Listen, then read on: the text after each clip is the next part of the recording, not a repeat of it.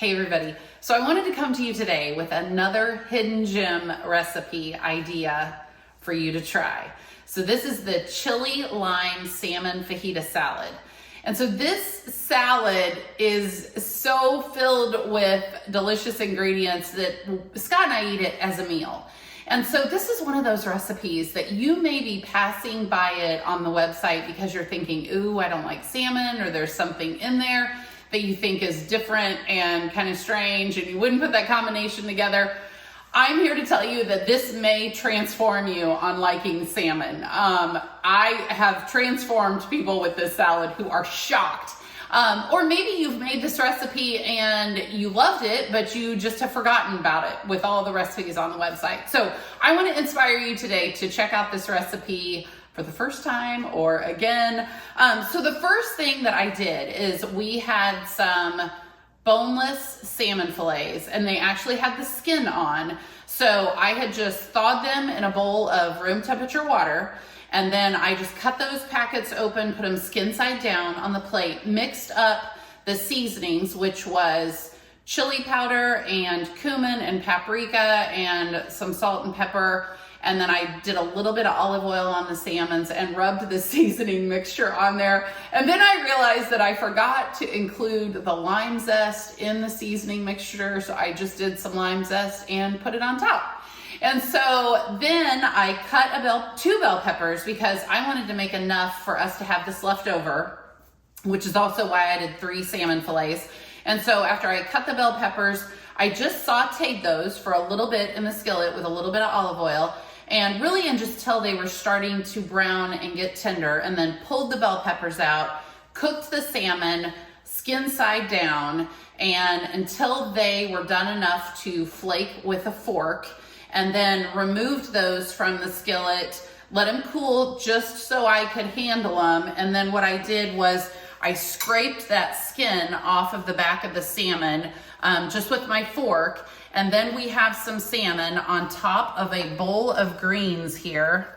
So you can kind of break up your salmon into pieces, however you like that. So this is just for Scott and I, obviously. So this is 2 bowls. This is where we're gonna start. So then you would put some of your bell peppers, and again, I'm trying to save about half of this so that we can have this left over. So there you've got your bell peppers and the salmon. So next, what is gonna go together is the homemade dressing. And this is kind of the key to the flavor of this salad. So there's 2 tablespoons of olive oil in here, and then this is 1.5 tablespoons of pure maple syrup, or you could also use honey. This is a teaspoon of chili powder, a dash of salt and pepper, and a couple tablespoons of chopped cilantro. And then we're gonna add the juice from 1 lime in there. And that's where the key is. You do the zest before you do the juice. It's a lot harder to zest a lime once it's cut in half. So 2 tablespoons of lime juice. And then we are going to shake that up. That's gonna be our dressing. And so this will be enough for us to have left over tomorrow of this too.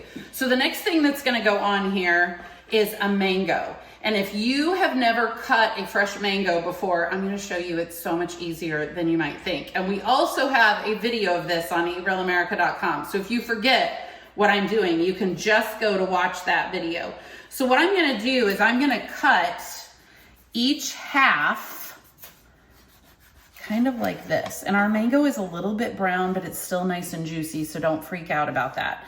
So this right in here is a pit. And so what we're gonna do is we are going to cut it in a checkerboard pattern. And then we are going to just cut the mango off of here, kind of like a little porcupine. We're gonna cut the mango off here and adding some to both salads. And so I'm gonna use almost a whole mango for these 2 salads, but I have another mango for us to have tomorrow. So again, you're gonna do the checkerboard pattern and then just cut it off with a smaller knife. Okay, so that's what you do for the sides. So then for the middle, you're gonna take your knife and just kind of go around, and I am gonna cut off the pit seed thing. And then you can kind of go tackle the rest of the mango just like this. And it'll come off wherever it is nice and juicy and ready to be cut off. So there is the mango for this salad. Then we're gonna add, so I've got a couple jalapenos. I left the seeds in, but of course that would be personal preference. And again, I'm gonna try to save some of this for our leftover. Then I'm gonna do about half a can of the black beans and sprinkle those on top. Then we've got some more cilantro. And the last thing, totally optional, but just a little bit of cheese. This happens to be Colby Jack, but whatever you like. And then we are going to drizzle the dressing on. And again, a little's gonna go a long way. Oh my gosh. So Scott and I love to have this salad. This is one of the things that has become a tradition for us to eat on Ash Wednesday. I have no idea why. It's just one of Scott's favorites.